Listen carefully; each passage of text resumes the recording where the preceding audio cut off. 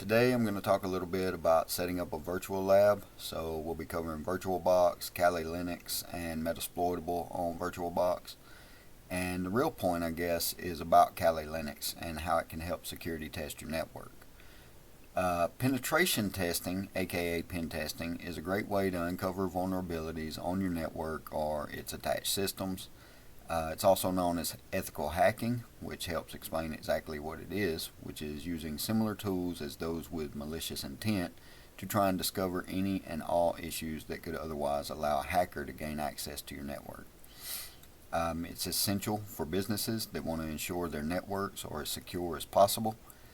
The big question is, where should you start?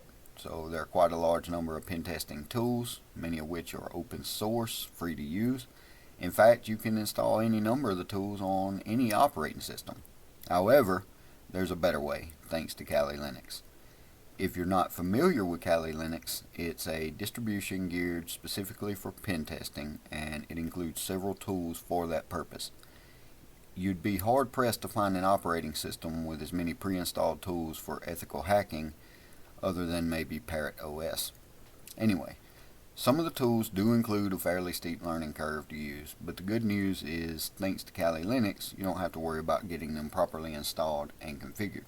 The tools are already there and ready to go. So, learning curve aside, Kali Linux is hands down the best pen testing platform on the market. If you're serious about finding out just how secure your network, website, system, or application is, you will definitely want to know Kali Linux. We're going to go through a quick overview of setting up a virtual lab, and we'll get Kali Linux as a part of the lab, and we'll be starting with VirtualBox since that's where the lab will be. So navigate to virtualbox.org and click the big download VirtualBox link, and then you just choose which OS you want, where you want it saved, and all of that. And once it's downloaded, click through the process of installing it. You might want to check those checksums so you can be sure you've downloaded the right thing. Then you will go to kali.org. You can download Kali Linux as an operating system, bootable or whatever, but we're going to be using the virtual machine. And there are a bunch of different pre-built virtual machines, 32-bit, 64-bit, all different types. And we're going to be using the 64-bit virtual machine for VirtualBox, since that's what we downloaded and installed previously. So you just click on that, download it, save it, all of that mess. We'll also be getting Metasploitable, which is an intentionally vulnerable machine. I downloaded it from SourceForge. You can download it from a number of places. SourceForge is typically trusted, so that's why I went with it. So you click it, install it, and then you've got everything you need to set up a lab in VirtualBox with an attack machine with Kali Linux and a vulnerable machine with Metasploitable. And that's going to be the lab. Alright, I have VirtualBox fired up. You can see I have Kali Linux, Parrot Security, and Metasploitable already installed on my VirtualBox. But I'll walk through some of the ways of getting those installed. You can add with the green add. You can import appliance, or you can add through the machine tab, same way as the green. Or you can create a new one, which I believe is, depending on the download file, what type of file you have. And I think I walked through here Metasploitable because I know I had to do this. So yeah, put the name Metasploitable, and it is a Linux type, and it's Ubuntu 64-bit. So you just select what type, click next, and all you really need to give it for RAM is between 512 megs, a gig. You don't need to give it a lot for the vulnerable machine. And you use an existing virtual disk file, and you see I have several to choose from because I've installed them all. and you just choose Metasploitable, next, go through the process, and you've got your lab set up. And then you can configure the network that they're on. You want to make sure they're all on the internal network, especially using a vulnerable machine. You don't want to expose it to the internet. So I named my internal network Pen Test Lab. You can leave it default, whatever you want to do. For Kali Linux, I enabled a second network adapter so that it would have access to the internet for updates. And for Metasploitable, it is only connected to the internal network because it is vulnerable. You don't want to update it, and you don't want to expose it to the internet. So just make sure it's on the same internal network.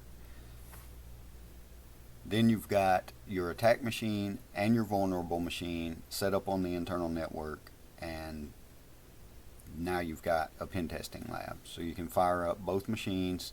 Just click on it, click start, and it'll boot up as if it's its own independent machine. So there you see I'm launching Metasploitable, the vulnerable machine, launching Kali Linux for the attack machine,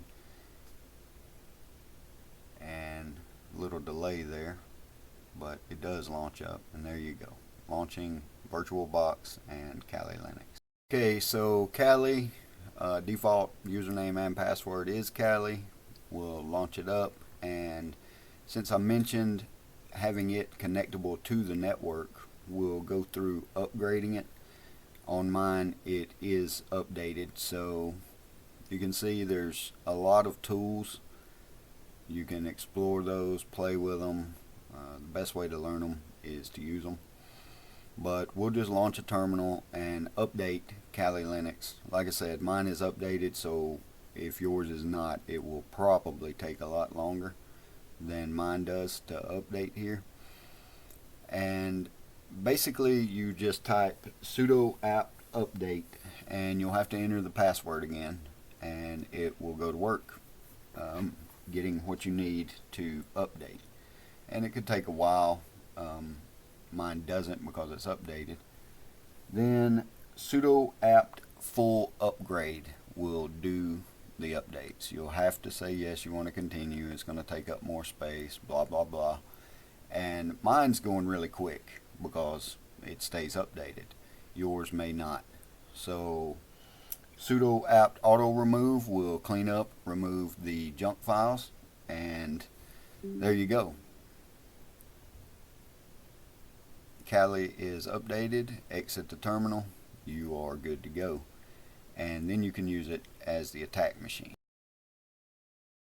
Now we will run a little bit of a test in our lab, since we have Metasploitable running and Kali Linux updated, and we'll use Nmap. And you see I'm typing in an IP address. I went to Metasploitable and got that IP address and wrote it down. You'll just have to get the IP address for it. And you can see there's a bunch of open ports and what it's doing. Because we see that, we can then use the flag SV, and it will tell us the services that are being run. So Nmap hyphen lowercase s capital V, then the IP, and it'll take it a little while longer to run on that, but when it gives back its output, it will tell what's the services running on those ports. You can see there service detection performed, and some notable ports. 80 is running Apache, but you can play with it as you will. There we go, I highlighted it, a little delayed, but Metasploitable is intentionally vulnerable, so there's a lot. So you can use Nikto, throw in the same IP, and Nikto will go a little bit further. It's beyond the scope of this video, but you can see when you run it, the anti-clickjacking X-frame options header is not present. Okay, so now you have something you can exploit, right? That is a vulnerability in the network, which is the whole point of Kali Linux and Nmap and everything. There is so many tools. And that'll do it for setting up your pen testing lab. You can get everything you need at virtualbox.org, Kali.org, or SourceForge, and I'll include the links in the description.